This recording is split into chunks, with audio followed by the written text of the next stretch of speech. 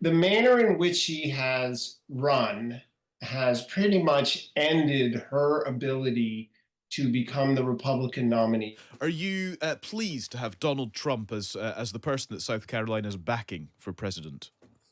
I'm just happy that we have made it through a primary once again. Mm, South Carolina is known for picking presidents, yeah. and this is no exception. I don't think this surprises anyone that Trump came out with such a heavy lead over our former governor, but she's not giving up. And I think that has a lot to say about the state of the Republican Party right now. Yeah, unpack that a bit for us. What do you mean by that? Well, it's a very contentious time to be a Republican in the United States, and I think even though it is just 40% of the state, I think this is kind of a protest vote almost Mm. to let them know that I think a lot of this is tonal than anything. I think all Republicans are united here against Joe Biden as president, and there's a lot of momentum going into the general election. Yeah, Thomas, come in on that. That is interesting. This idea of a protest vote that Sarah raises. Well, I think both American parties are divided in two different ways. Both are divided over their leading candidates, and both are divided over policy. The Republicans' division relates to still the runaway spending, which apparently Mitch McConnell and many Republicans are not willing to rein in. And there is a dispute over, not everyone wants Donald Trump, but clearly he's going to be the candidate. And the Democrats are not happy with Joe Biden at all. And frankly, they see the writing on the wall with a lot of his policies that have endangered the world and the southern border and inflation. And I expect the Republicans actually to have an easier chance to unify come this fall and come together and say we have to end the Biden presidency, and that will be helpful to Trump. Mm.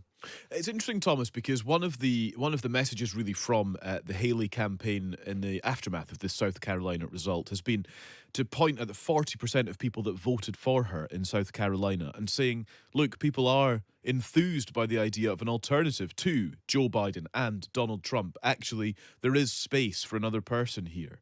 What do you make of that? Clearly, the kind of outcome of these primary votes suggests that ultimately it will result in not very much by way of Haley's success. However, 40% is a notable number. It is because it's an open primary. Keep in mind that Democrats and independents were able to vote in that. And so if that had been a closed primary, it probably would have been much more like a 75 to 80 to 20 result than the 60-40 result that you saw. Look, I wrote a book. It's called The Divided Era Yeah. on this side of me here. Uh, the country is very divided. The Democrats are going to vote for Biden despite his policies.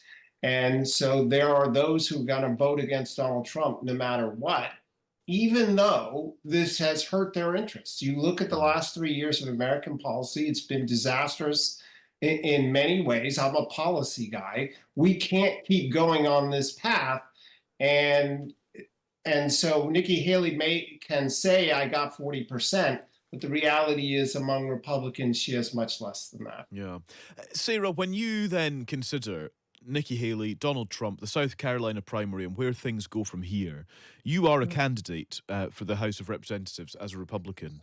Yes. Are you enthused by the idea that Donald Trump could become the Republican presidential nominee by way of what it does for your chances of election? Have you got more chance on the coattails of Donald Trump or the coattails of Nikki Haley, as far as you're concerned?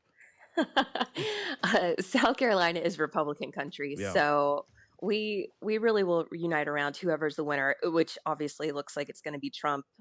So you know, we are in South Carolina. We are just totally concerned with turning this country around because the economy under Joe Biden is just absolutely wild. It's harmful Sure. I'm for not. I'm not just hearing a huge endorsement from you, Sarah. If I'm honest. well, I am a Christian woman, and I like to see a little bit more a tonal difference in Donald Trump. But Mm. like I said, I will support a Republican this day, every day over Biden presidency. Interesting. Okay. And Thomas, I want to ask about Nikki Haley's future because there's lots of kind of consideration that she's turned almost too insulting to Trump to ever be considered a running mate. So perhaps that's out. So what then for Nikki Haley? She's hanging in there for the next sort of 10 days or so, as she was highlighting. We're heading towards Super Tuesday, where 15 states will have their say. There's this idea that she will continue to be the Republican standard bearer for not Trump. But there's this kind of speculation. Could she run as a kind of as an option, a candidate of no label, for example? Well, I have been saying for a long time that I expect her to stay in perhaps all the way to the convention. In 2008, Mike Huckabee did that, even though Mitt Romney had sewed it up, and Huckabee stayed in all the way and could say he was number two and set himself up going forward. Nikki Haley may be doing that. And let's be honest, I think she thinks that's a good idea because she thinks something could happen to Trump that caused him to drop out of the race. Mm. So I expect her to stay in a fair amount. But the manner in which she has run has pretty much ended her ability to become the Republican nominee in the future. You've got to remember that the current Republican Party is born out of frustration against its own party establishment and the national establishment in Washington. This has been going on since 2008 with the Tea Party movement beginning and government not listening to people and dictating to them. Nikki Haley has chosen to take money from Democrats. She has chosen to attack Republicans in a manner which, frankly, will not suit her well for trying to run again. Okay. So does she run as a third party? Only if for certain she wants to end her political career, because if she ran as a third party, it's very possible that she could hand this to Biden, and that would be the end of her career with no real gain for having done it, because she well knows that the Biden presidency is more harmful going forward.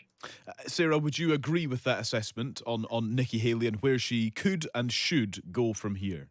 No, I agree with that. And I don't think she would ever plan on doing a third party. That would be disastrous for Republicans. And, I think she does have a future in the Republican Party. And, this primaries can get ugly. And, she's not the only one Hmm. with a history of attacking fellow Mm. Republicans. So I think this is just kind of par for the course. And, I think everyone will sing Kumbaya come convention time like we always do. We'll pull together.